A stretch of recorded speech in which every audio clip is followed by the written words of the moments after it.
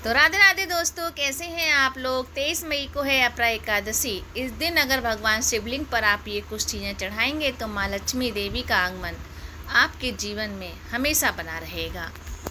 अपरा एकादशी का व्रत बहुत फलदायी माना जाता है। इस साल यह 23 मई को रखा जाएगा। यह दिन भगवान विष्णु और माता लक्ष्मी को समर्पित है और इस दिन भगवान शिव की पूजा भी होती है। कहते हैं कि अपरा एकादशी का व्रत करने से सभी कष्टों का नाश होता है और पुण्य की प्राप्ति होती है।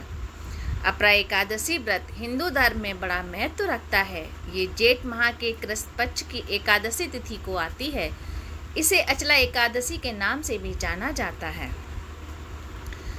इस दिन भगवान शिव की पूजा भी फलदायी मानी गई है। तो जानते हैं कि भगवान शिव के पार्थिव शिवलिंग पर क्या क्या चढ़ाना शुभ माना जाता है।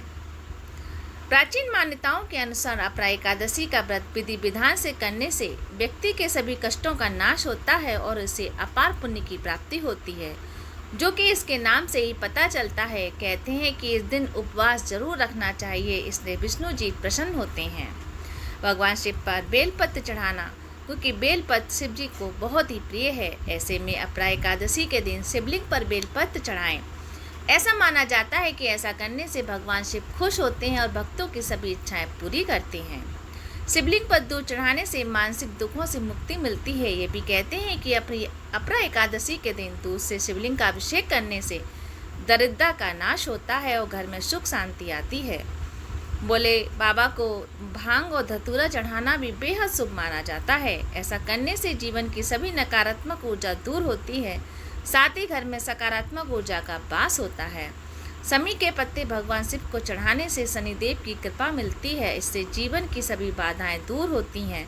हमारे जीवन में जो भी बाधाएं आ रही हैं वो दूर हो जाएंगी और धन लाभ के योग भी बनते हैं। अच्छे चढ़ाना तो वैसे भी लाभदायी माना जाता है। इससे धन की वृद्धि होती है और घर में कभी भी अन्न धन की कमी नहीं होती। शाम के समय शिवलिंग के पास घी का दीपक जलाना भी शुभ होता है। इससे घर में सुख शांति बनी रहती है और माँ लक्ष्मी का वास होता है। अपरा एकादशी के दिन भगवान विष्णु की प्रतिमा स्थापित करके उन्हें तुलसी दल, फूल, पत्ती, मिठाई और पंचामृत अर्पित करें। विष्णु चालीसा का पाठ करें, अपरा एकादशी की कथा करें और भगवान शिव को भी जाकर शिवलिंग पर ये सब चीज़ें अर्पित करें। अब मैं सुनाती हूँ आपको अपरा एकादशी व्रत कथा। अपरा एकादशी की व्रत कथा में युधिष्ठिर ने पूछा कि जनार्दन, जेठ के कृष्ण पक्ष में किस नाम की एकादशी होती है? मैं उसका महात्म्य सुनना चाहता हूँ, उसे बताने की कृपा कीजिए। भगवान श्री कृष्ण बोले कि राजन, तुमने संपूर्ण लोगों के हित के लिए बहुत उत्तम बात पूछी है। राजेंद्र, इस एकादशी का नाम अपरा है। ये बहुत पुण्य प्रदान करने वाली और बड़े बड़े पातकों का नाश करने वाली है। ब्रह्म हत्या से दबा हुआ, गोत्र की हत्या करने वाला, गर्भस्थ बालक को मारने वाला, पर निंदक, पर स्त्री, लंपट पुरुष भी अपरा एकादशी के सेवन से निश्चय ही पाप रहित हो जाता है।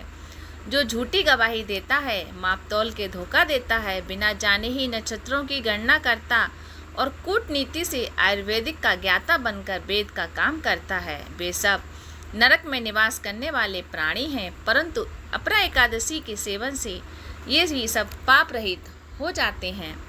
यदि क्षत्रिय छात्र धर्म का परित्याग करके युद्ध से भागता है तो वह क्षत्रियोचित धर्म से भ्रष्ट होने के कारण घोर नरक में पड़ता है।